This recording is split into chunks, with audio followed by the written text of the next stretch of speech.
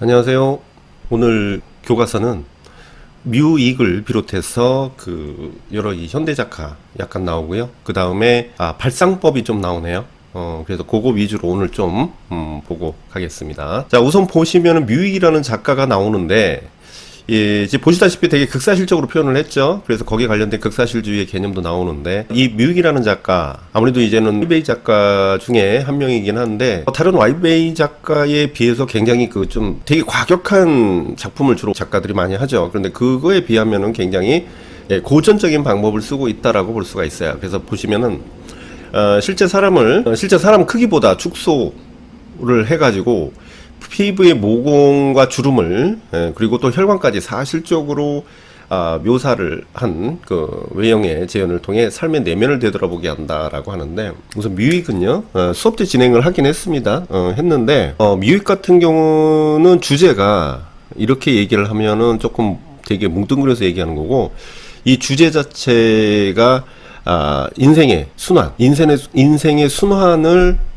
모두 표현하고 있다라는 겁니다. 그러니까 다시 얘기하면 태어나가지고 죽는 순간까지의 그런 인체의 묘사들을 다 표현을 하는데, 태어났을 땐 굉장히 크게 표현합니다. 근데 이제 또 나이가 들면서 점점 작게 표현해요. 우리가 이제 여태까지 쭉 살아오면서 그런 과정에 대한 인체의 모습을 봤을 때 굉장히 큰 충격을 얻을 수 있는 그런 효과를 이 사람은 노리고 있는 것이죠. 초기에는 이제 재료입니다. 재료를 보면 이제 락텍스를 이제 중심으로 표현을 하다가, 이 사람이 그러니까 우리가 이제 수업 시간에는 라텍스를 주로 사용했다는 내용보다는 지금 현재 진행형으로 이제 사용하는 것을 주로 이제 얘기를 했던 걸로 저는 기억을 하고 있어요. 그래서 보시면 글래스라고 해가지고 유리섬유라고 해야겠죠. 자, 유리섬유를 가지고서 더욱 사실적으로 묘사를 했다는 것입니다. 그래서 이게 재료적 특성도 있다라는 거예요. 그래서 작가는 예술가의 주관적 묘사나 우연의 흔적을 철저하게 제거를 하고, 크기만 실제보다 현저히 확대하거나 축소된 아주 세밀하고 리얼한 인물상을 보여주고 있다라는 것이죠. 먼저 미니어처로 제작한 다음에 그래서 점토의 크기를 확대해서 볼륨을 만들어요. 그 다음에 그 위에 실리콘 거푸집을 씌우고 모형을 뜬 다음에 피가 흐르는 살결이나 충혈된 눈 등의 세부 묘사는 모두 세필로 채색을 합니다. 그래서 모공이나 주름, 물론 상처, 점까지도 피부의 머리카락과 솜털 하나까지 심고 만들게 되는 것이죠. 그래서 이 작가는 그렇게 어려운 작가는 아닙니다. 하이퍼리얼리즘 1960년대입니다. 후반이고요. 그러니까 우리가 팝아트를 기준으로 본다면, 이제 팝아트는 50년대 초반부터 이제는 그런 전조현상이 나타나기도 하고 그러면서 60년대로 보고 있는데, 여기서 60년대 후반, 그러니까 미국의 전통성은 사실주의죠. 그러니까 다시 말하면 재현 위주로 하는 것이 미국의 사실은 전통성이에요. 그래서 미국에서 일어난 사진의 이런 영향을 받은 새로운 미술 경향인데, 주로 일상적인 현실을 있는 그대로 생생하고 완벽하게 묘사하는 것을 특징으로 합니다. 그래서 슈퍼리얼리즘, 포토리얼리즘 등에 불리는데, 이 주관을, 얘네들이 가장 큰 특징이 주관을 적극 배격을 한다는 거죠. 그러니까 나의 어떤 의도적인 어떤 감성이라든가 뭔가 전달하려고자 하는 그런 내용들을 배격을 하고 있다는 겁니다. 그래서 어디까지나 중립적 입장을 취하고 있고요. 사진과 같이 극명한 화면을 구성하는데 의미 없는 장소, 친구, 가족 등의 대상이 선택됩니다. 감정을 배제한 채 기계적으로 확대한 화면의 효과는 매우 충격적인데, 우리가 육안으로 식별을 할 수 없었던 점들을 그대로 클로즈업 되게 하는 것이죠. 그래서 우리도 사실은 이 캠도 그렇고, 사실 사진도 그렇고, 여러분들 아실런지 모르겠지만 여러분들이 가지고 다니는 그 스마트폰은요 굉장히 극사실적으로 찍을 수도 있는데도 불구하고 그렇게 찍지 않습니다. 약간 뽀샵 처리를 하게 돼 있어요. 그래서 그런 부분에 인물 사진용으로 자체적으로 이제는 딱 그 부분을 인식해가지고 굉장히 이제 뽀샵 처리를 어느 정도는 합니다. 그래서 과거로 갈수록 오히려 극사실적으로 좀 묘사를 해요. 물론 이런 캠보다는 좀 사실적인 묘사가 되긴 하지만은, 그래도 얼굴 찍었을 때 잡티나 이런 것이 어느 정도는 커버를 하게 돼 있어요. 그래서 예를 들어서 여러분들이 굉장히 여러분들의 피부를 극사실적으로 묘사를 해서 셀카를 이제 찍게 된다면 그렇게 기분 좋지가 않을 겁니다. 근데 그런 것만큼 굉장히 충격적이라는 얘기예요. 그래서 세상을 비추는 거울, 확대된 진실 또는 허상으로서의 하이퍼리얼리즘의 리얼리즘을 입체에 적용시켜 한층 실물에 가까운 작품을 제작한 작가들도 등장하죠. 그래서 존 데이비스나 존 안드레아, 그 다음에 헨슨. 그래서 헨슨 작가가 대표적이죠. 그래서 작가마다 사용하는 재료가 다르고 실물 상상 생각으로 그리기도 하지만 대개 사진을 프런스 삼아서 그리게 된다라는 것은 대부분 공통점이라고 볼 수가 있습니다. 자, 그 다음에 그거를 응용해서 요런 이제 광고 같은 게 나오죠. 그래서 안경을 쓰면 고흐의 그림이 실물처럼 선명하게 보인다는 제품의 우수성, 이런 식으로 선명하게 보이죠. 그래서 프랑스 파리에 진행한 K사의 안경 브랜드 광고인데, 고흐 자화상을 안경으로 비춰서 극사실적 화풍으로 바뀌는 장면을 통해서 시야가 선명해지는 안경이라는 점을 확실하게 전달하고 있는 것들. 그 다음에 그로세, 요거는 체크하시고요. 요술덩어리 해가지고 끊임없는 움직임. 자, 끊임없는 움직임과 진화하는 순간을 물감 대신에 스프레이.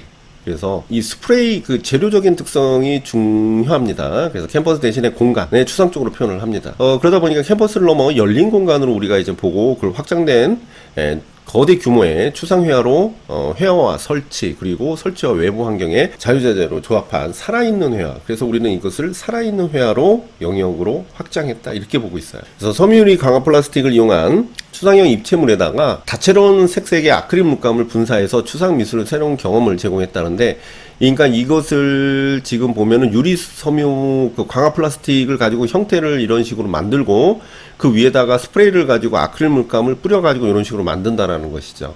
굉장히 역동적인 모습의 진행형의 어떤 그런 특성을 보이고 있다라는 것도 우리가 작품을 보면서 알 수가 있다. 자, 요한손, 자, 충격 합성 사진인데, 사진을 합성해가지고 불가능한 장면을 마치 현실처럼 만들어 상상 속의 모습을 표현을 하는데, 아이디어 장면을 스케치하고 이를 기반으로 사진을 찍은 후 그 다음에 이제 피사체의 높이, 방향, 거리, 빛의 종류와 방향 등을 철저히 계산한 뒷부분을 이제 촬영하고 그 다음에 촬영된 요소를 프레임 안에 새로운 조합을 통해 재구성하죠. 그래서 이러한 규모의 재구성은 현실적인 분위기를 자아낸다 해가지고 합성 사진으로 인해서 이런 식의 이제 비현실적인 요소를 현실적인 느낌으로 표현을 하는 것들이 특징이다. 그 다음에 허다코프스카라는 작가인데, 자, 발레리나의 치마를 이제 분수물로 대체해가지고 발레리나의 역동적인 모습을 표현하고 있다. 아무래도 이런 분수들이 계속 움직임을 보이니까 아무래도 그런冲동으로 만든 그런 고정된 대상이지만은 그런 부분의 움직임을 표현하고 있다라는 것을 이야기하고 있죠. 이거 어떻게 보면 또 잔인하고 어떻게 봐야 할지 모르겠어요. 자, 드리머. 서로 관련 없는 과일과 동물을 결합해가지고 새로운 생명체를 만들어내는 방식인데, 특유의 기발한 아이디어로 두 개의 다른 사물, 동물들을 결합하고 그 다음에 그것을 이제 합성 사진 기술을 통해서 만든 것인데, 이런 것을 애니멀 푸드라는 이미지를 만든 개념이다. 그 다음에 워너, 바나나 풍선. 이것도 합성 사진. 실제 음식 재료를 응용해가지고, 신비로운 가상세계를 연출했는데, 채소와 음식을 적절히 구성해서 촬영해가지고 실제 풍경의 느낌이 나도록 사진 촬영하는 독창적인 기법을 사용하는데, 얘는 이제 푸드아트에 들어가요. 푸드아트. 자, 요 푸드아트 체크하시고, 자, 미술화. 물감이 튀다. 진짜 물감이 튀네요. 작품의 역동성과 인간에 미치는 감정에 관심이 있는 작가는 전통적인 금속 가공 기술을 새로운 재료와 현대 조각 언어를 융합할 수 있는 가능성을 모색하고자 작품의 확대를 시도했다라고 하는데, 참고만 하시고, 마그리트는 인간의 상체와 물고기의 꼬리를 한 인어의 형태를 반대로 표현을 했어요. 그래서 익숙한 것을 낯설게 하는 방식인데, 대체적으로 이제 마그리트 하면 대페이지만 기법의 대표적인 특성을 잘 나타내는 작가죠. 그래서 초현실주의 작가 마그리트는 연관이 어려운 것들끼리 낯설은 결합을 이용해서 대페이지만 기법으로 유명한데, 이러한 친숙치 않은 것들의 만남은 우리의 궁금증을 유발하고 비이성적 사고를 확장을 가져온다. 그래서 비이성적인 사고의 확장이라는 것은 이제 무의식적인 확장을 얘기하는 것이죠. 그래서 작품의 집단적 발명에서 인어의 사람의 상체와 물고기의 꼬리를 반대로 나타내는 게 흥미롭다. 뒷샹도 이제 생략을 한 작품의 일부분을 보여주고 있죠. 생략을 한 부분인데, 얼굴과 손 위에 신체를 제거해가지고 표현을 했는데, 기존의 것으로부터 중요한 요소나 형태의 일부를 제거함으로써 재밌는 아이디어를 얻을 수 있는 그런 부분이라 볼 수가 있죠. 자, 그러면서 이제 발상법이라든가 이런 것들의 스캠퍼 발상법, 체크리스트, 오스본이 체크를 하시고, 창안 체크리스트 법은 질문을 통해 문제 해결과 상상력을, 뭐를 통해서? 질문을 통해서 문제 해결과 상상력을 유도하는 기법인데, 에벌은 체크리스트법을 보완하고 발전시켜서 스캠퍼를 발상법을 제시했는데, 에벌이 이제는 발상법에 스캠퍼를 만든 겁니다. 자, 그래서 스캠퍼. 스캠퍼는 새로운 모든 것은 이미 존재하는 것에 조금 덧붙이거나 수정하는 것이라는 주장을 근거로 7가지 방법의 앞글자를 딴 아이디어를 창출하는 체크리스트인데, 자, 대체하기. 저번에 이제 부채를 대신해서 선풍기, 에어컨. 그래서 뭐 대신에 다른 걸로 대체하기입니다. 결합하기, 이제 티셔츠, 모자, 후드티 이런 식으로 적용하기, 민들레씨가 낙하는 모습을 보고 이제 낙하산을 만들고, 그 다음에 수정, 확대, 축소, 휴대폰 고리 모양의 교통카드. 그래서 이 교통카드도 여러분들도 이미 갖고는 그 출시된 지 오래됐지만은 그 교통카드가 원래는 일반 그 우리가 가지고 있는 뭐 이제 그 뭡니까 이제 일반적인 카드의 크기였잖아요. 일반적인 카드 크기. 근데 이제 그게 이제 축소돼가지고 나타나는 것들. 그 다음에 다른 용도 잘 붙지 않은 접착제로 만든 포스트잇. 그 다음에 삭제, 자동차 지붕을 제거해서 오픈카 만들고, 그 다음에 재배열 거꾸로 해서 김밥을 뒤집은 누드 김밥 이런 식으로 해서. 요거는 이제 예전에 기출에 한번 나왔어요. 근데 이제 그래도 이건 꼭 해야 된다는 거죠. 이게 워낙에 많이 쓰이니까. 그죠? 그 다음에 발성법에 자유롭게 아이디어를 확장하는 연상법, 시네틱 만다라, 그 다음에 카드 브레인스토밍 등이 있는데 하나하나 봅시다. 연상법은 사실은 이제 시네틱스랑 연관이 있는 건데, 생각의 지도라는 뜻의 연상법은 자기 생각이나 정보를 정리해서 지도를 그리듯이 사고하는 발상법인데, 주요 단어를 중심으로 생각의 고리를 이어나가서 아이디어를 확장하는 방식입니다. 그래서 우리가 이제는 마인드 맵이라고 합니다. 이거를 마인드 맵인데, 이제 그 부분들이 이제 발달을 해가지고 그런 연상들을 이제 유추법으로 사용을 하는데, 이제 시네틱스가 있어요. 이제 우리 카페에 이제 이것도 이제 질문이 좀 올라왔었는데, 이번에 요거 보시면 되겠네요. 서로 비슷한 것끼리 다른 속성도 유사할 것이라 추측을 해가지고 생각을 확장하는 발상법인데, 주어진 문제를 직접 비교하는 직접 유추, 자신의 문제의 일부라고 생각하는 의인 유추, 두 개 못된 상징을 하나의 의미로 만드는 상징 유추, 그 다음에 상상하여 만들어내는 환상적 유추. 그래서 집전 유추, 의인적 유추 여기 다 나와 있죠. 요거 한번 뭐 집전 유추는 다 알 거고. 상징 유추 볼까요? 두 개의 서로 모순되거나 반대되는 상징을 하나의 새로운 의미를 만드는데, 이게 어떤 의미냐면요, 이건 결과만 나온 거라 여러분이 이해 못할 수도 있는데, 이게 원래는 그렇지가 않다라는 거예요. 무슨 말이냐면 거짓된 사랑이 아니라 진정한 사랑이라는 단어가 우선 존재했다라는 겁니다. 그쵸? 그러니까 제가 예전에 설명했듯이 가을은 풍요의 계절이다 라고 하는 게 누구 하나 그 뭐 문제 거론할 일이 아니죠. 당연한 겁니다. 근데 가을은 빈곤의 계절이다 라고 했을 때 새로운 어떤 의미 창출이 된다는 거예요. 그러니까 기존에 알고 있는 건 그냥 당연한 듯이 넘어가는데, 우리가 기존에 알고 있는 그런 가을이란 계절에서 새로운 발상이 등장을 할 수가 있는 거야. 그래서 이 사랑도 진정한 사랑, 뭐 그 다음에 뭐 부모와의 그 자식 간의 사랑, 이거 당연한 그런 어떤 사랑들인데, 거짓된 사랑이라는 것은 그런 사랑이 있었나? 라고 하면서 새로운 어떤 의미가 창출될 수 있는 계기를 마련하고 새로운 의미를 만들어낸다라는 것이라고 볼 수가 있어요.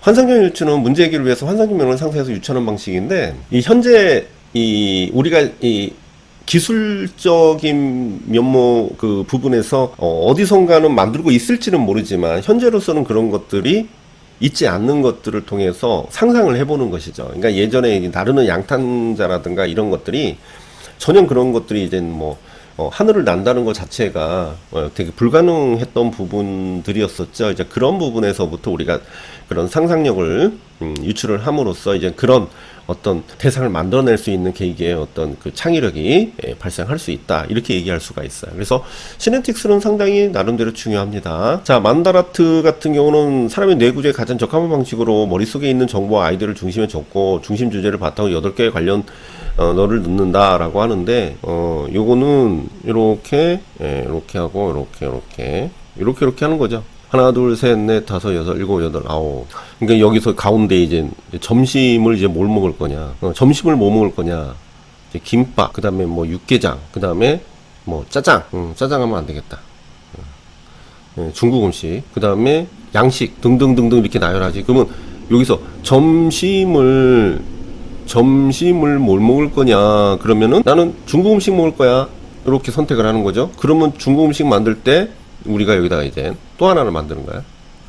그래서 중국 음식을 먹을 거야. 그래서 짱깨를 먹을 건데, 그러면 짜장, 그 다음에 우동, 그 다음에 많이 먹는 짬뽕,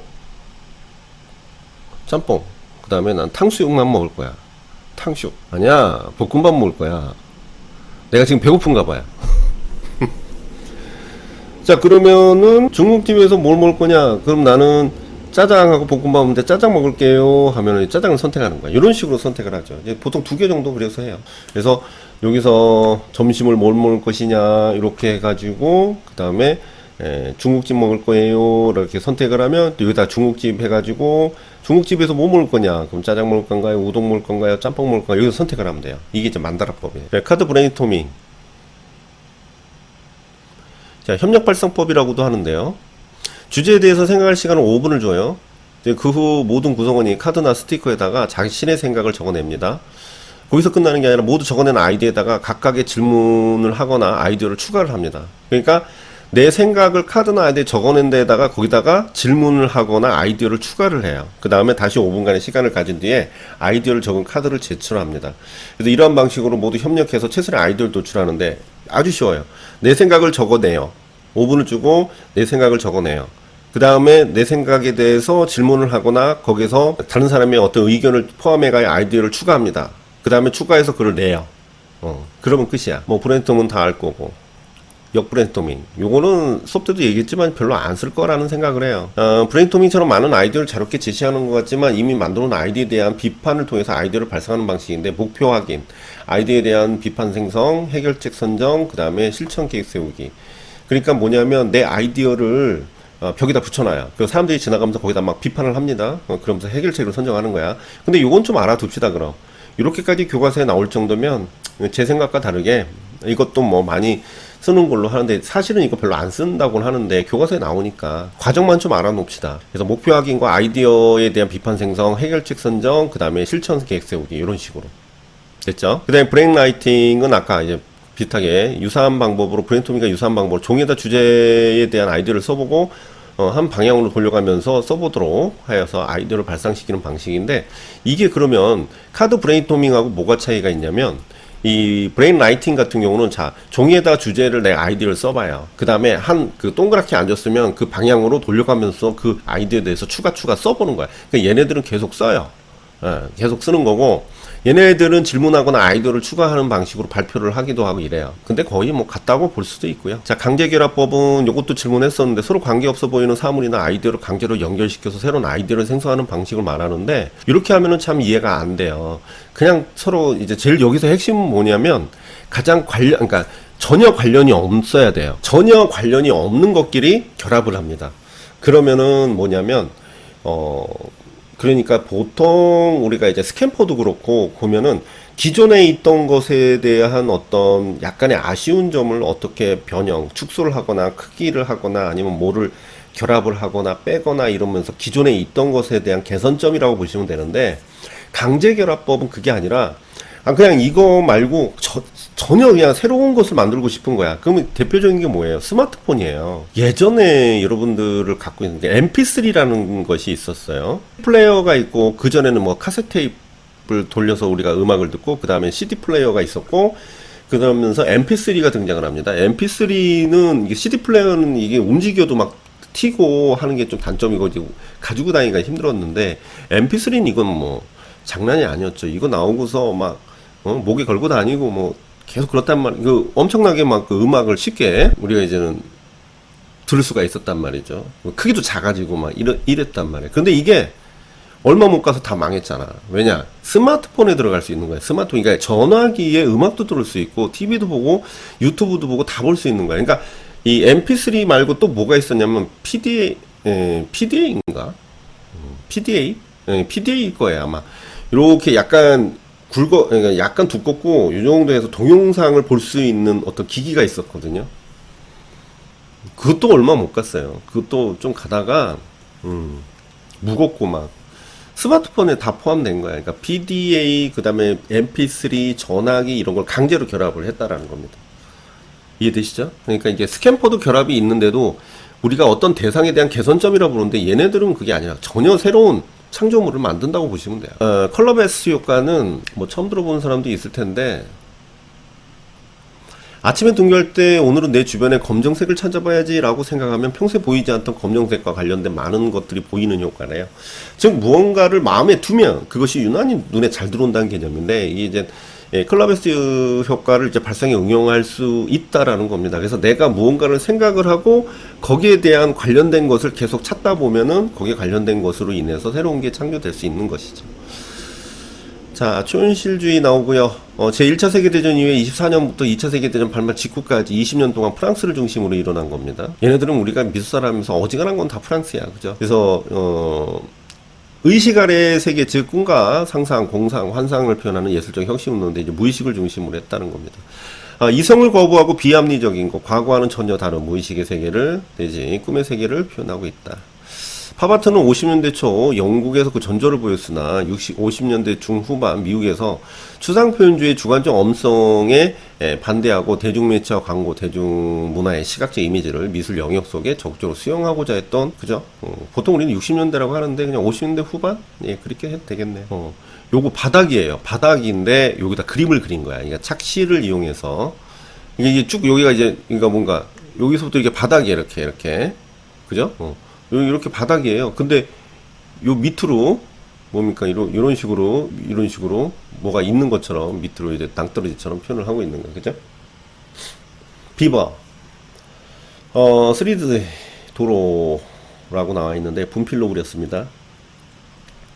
평면 그림이지만 특정한 각도에서 보면 입체적으로 보이는 놀라운 착시를 일으키는 거리 미술인데, 어느 한쪽 면에서 바라볼 때 입체적으로 보이는 도로의 그림은 착시 현상을 이용한 그리고, 주로 거리 바닥에 색분필로 그려진 작품은 일회성으로 적절한 시기와 재빠른 작품의 완성을 요합니다. 근데 이거는 뭐 분필로 그렸으니까 아무리 멋지게 작품을 완성해도 비라도 오면 기껏 만들어 놓은 작품이 한순간에 물감처럼 사라지기 때문에 완성된 후 사진을 찍어서 기록을 남긴다라는 것이죠. 그래서 트렁프레유의 개념이 나오는데, 이제 눈속임 기법, 자, 세밀한 묘사로 실제의 것을 보는 듯한 착각을 주는 기법이 보통 트렁프레유라고 하죠. 단순히 실제와 똑같이 그리는 것이 아니라 의도적으로 보는 이를 혼란시키려는 목적을 갖고 있다는 거예요. 고대 그리스 로마 시대의 신뢰를 더 넓게 보이게 하기 위해서 이 기법을 썼는데, 창문이라든가 현관 등을 장식하기도 했습니다. 특히 로마 시대 때 많이 썼죠. 또한 최초의 정문화도 트렁프레유에서 유래됐고요. 그러니까 이제 바로크, 그러니까 네덜란드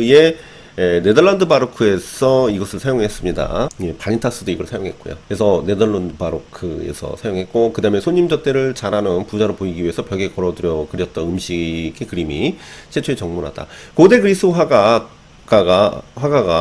트렁프레유 기법을 그린 포도는 너무 정교해서 진짜 새들이 쪼아먹기 위해 나눠들었다고 전해지는데 거짓말이죠. 예. 이게 동양에서도 항상 그런 게 있죠. 르네상스 시대의 건물 천장에 이제 하늘을 그려보는 사람들로 하여금, 하늘을 그려 보는 사람들로 하여금 천장에 열려있는 것처럼 착각을 만들게 하는 것도 트렁프레유고요.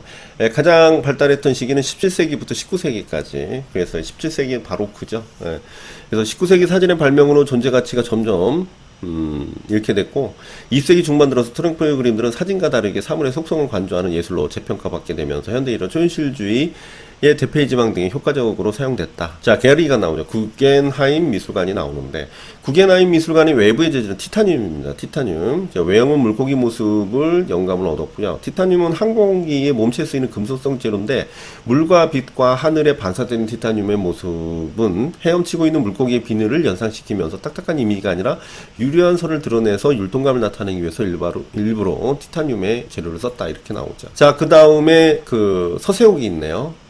닭종이고요. 선과 농담, 여백으로 사람의 형상을 표현한 작품입니다. 그래서 몇 개의 단순한 선으로 사람의 형상을 표현하면서도 동작과 표정이 매우 풍부하고 함축적이면서도 단순화된 인간의 형상과 문법의 기운이 빚어내는 특유의 공간 구성을 보여주고 있다. 서세옥도 중요하죠. 이 박생광이는 저는 되게 중요한 작가라고 보고 있는데요. 안 나왔어요, 아직. 왜 중요하냐면요. 우리나라의 전통적인 회화 방식을 사용을 했다라는 게 의미가 있죠. 특히 민화. 그래서 석체의 화려하고 선명한 오방색과 운동감이 느껴지는 선에서 한국적 정서를 느낄 수가 있는데, 민화의 색조, 고대의 벽, 이 고대의 벽화는 이제 고분 벽화 얘기하는 거고요. 절간의 단청 등에서 찾아온 한국의 색, 그 자체로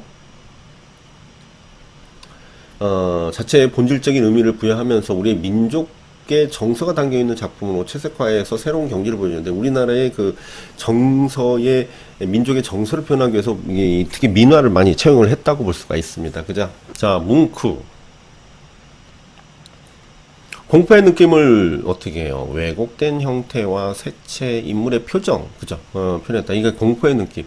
그러니까 얘네들은 뭔가 감정을 전달하기 위한 방식이죠. 표현주의니까. 얘는 이제 상징주의에도 들어가는데, 감정을 표현하기 위해서 왜곡된 형태를 표현했고, 원색적인 표현을 했고요. 그 다음에 인물 표정이나 그런 어떤 분위기를 제시를 합니다. 주관적 표현, 작가의 독창적인 발상과 기법으로 남과 다르게 표현하는 것을 말하고요. 절망적인 심리 상태를 역동적으로 움직이는 것처럼 보이는 붉은 구름으로 나타냈고, 화면 하단에 비명을 지르고 있는 인물은 마치 유령과 같은 모습을 띠고 있는데, 뭉크는 깊은 좌절에 빠진 사람을 극적으로 표현하기 위해서 주관적인 형태를 왜곡했다, 이렇게 보고 있죠. 마티스는 원색적인 색채와 단순한 형태로 달팽이 모습을 추상적으로 표현했어요. 달팽이. 추상적인 표현, 순수 조형 요소로 구성해가지고 작가의 내면과 감정을 시각적으로 표현하는 것을 얘기하는데, 사실은 내면은 의미가 없는데, 이 내면은 칸디스키 때문에 그래요. 자, 밝고 생생한 색채들의 구아슈를 종이에 칠해서 자신의 원하는 형태로 잘라 캔버스에 배치해가지고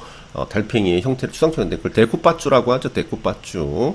데쿠빠쭈. 그 다음에 크리스토. 떠있는 부두. 이탈리아에 있는 호수 위로 떠있는 보도를 만들고 노란색 천을 덮었어요. 이제 갈 수 있는 길을 만들었다는 거죠. 그래서 관람자들이 직접 걸어 다닐 수 있게 제작한 작품입니다. 새로운 표현이죠. 자연을 인식하고 환경을 응용하거나 인간 행위 자체가 예술이 되는 퍼포먼스, 움직임을 강조한 캐릭터 아트 등의 다양한 표현 방법을 말하는 겁니다. 자, 떠있는 부두가 처음 구상된 시점은 40년이 훨씬 넘었지만 되게 오래됐어요. 구상은. 작품은 16일간만 전시돼요. 삼각형 부두는 20만 개의 그 고밀도의 부동성 폴리에틸렌 큐브로 만들어졌고, 전체를 방수와 얼룩 저항력을 갖춘 빛나는 노란 직물로 덮었대요. 방문객들은 내륙에서 섬으로, 섬에서 섬 사이에 다닐 수 있었는데, 작품이 공개된 16일간 일일 평균 4만 명의 방문객이 무리를 거니는 신비한 체험을 했대요. 그 다음에 이제는 대지미술.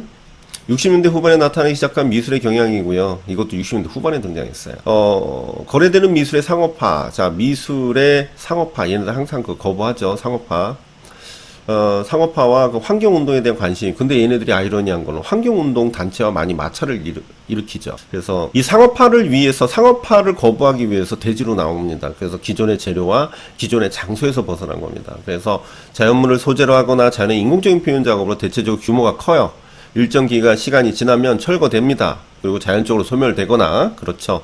대지미술이 이전의 전통적인 미술과 다른 점은 흙, 바람, 돌과 같은 자연적 요소를 재료로 한다는 점, 그리고 제작 과정이나 제작 행위도 예술로 인식되는 거, 그리고 실내 공간 전시의 실외에 확장된 공간. 그러니까 세 개죠. 재료적인 면에서 자연의 자연적 재료를 사용했고, 두 번째로는 완성된 대상의 점유를, 어떤 공간을 점유하고 있는 대상에 대한 사물성을 제시하는 것이 아니라, 물질성을 제시하는 게 아니라, 과정, 행위, 다 포함하고 있다는 것이죠. 그러니까 특히 과정, 소멸에 가는 과정, 그리고 마지막으로는 우리가 이제는 전시장 외에 그런 확장된 공간으로서의 표현, 이 세 가지를 기억하면 좋을 것 같아요. 하다 보니까 중요하네요, 이건 또. 그죠? 막상 쓰라고 하면 생각 안 날 수 있으니까 정리해 두세요. 여기까지네요. 다음 시간에는, 이제 거의 끝나갑니다. 이제 거의 끝나가니까, 다음 시간에는 이제 최종적으로 이제는 좀 중요한 거 위주로 빨리 정리를 해서, 그 다음에 또 한 번 이제 교과서를 다시 한번 제가 나름대로 훑으면서 한번 볼 기회를 가질 겁니다. 개인적으로. 그래서 더 중요한 거 있나 보고 빠짐없이. 그래서 여러분들도 이게 이제 안 끝나는 것도 좀 부담이 될 수 있지만, 그냥 조금씩 시간 나는 대로 보는 거니까 너무 부담 갖지 마세요. 그래서 오늘은 여기까지 하겠습니다. 감사합니다.